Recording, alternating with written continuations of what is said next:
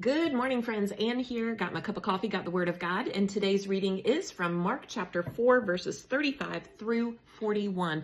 This is the story of Jesus calming the storm. Let's read it, and then we'll talk about it. Verse 35 says this: As evening came, Jesus said to his disciples, "Let's cross to the other side of the lake."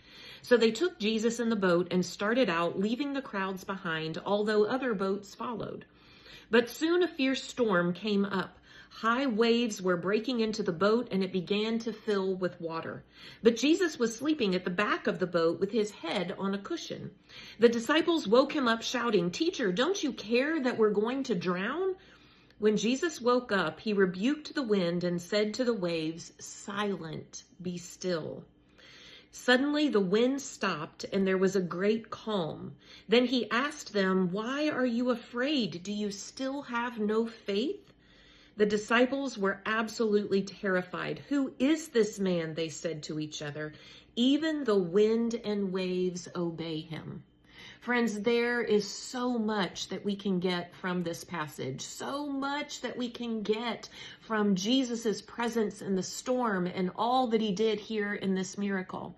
But the thing that I want us to focus on is in verse 39 and 40, where Jesus begins to confront the fear within the disciples. When Jesus woke up, he rebuked the wind and said to the waves, "Silence, be still," or "Peace, be still."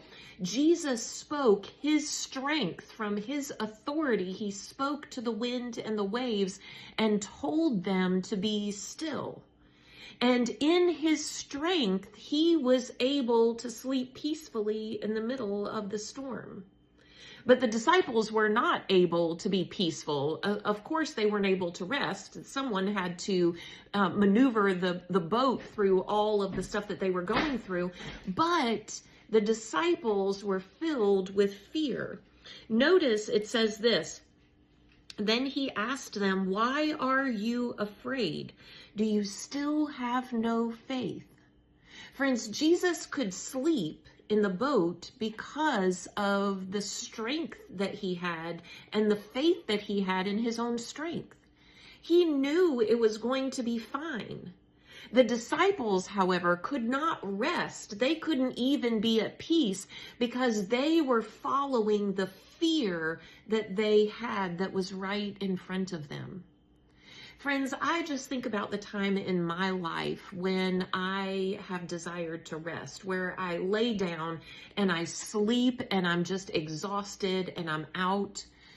Friends, the question that I have for myself and for you today is, do you rest from the exhaustion of your fear or in the strength of your faith? Because, friends, I think that this is what we realize and we recognize from this teaching, that Jesus has authority. He has the strength that we need. And when we put our faith in him, then we can live with confidence. We can rest with confidence, knowing that he has the authority, that he is in control. But for some of us, at the end of the day, we fall into our beds and we rest from the exhaustion of our fear. We have restless sleep. We wake up, we're still filled with fear. Friends, do not be consumed with fear. You will not get rest from the exhaustion of your fear. You will only find true rest and strength in the strength of your faith in Jesus. So friends, how is your rest? Are you resting from the exhaustion of your fear or in the strength of your faith? Have a good day.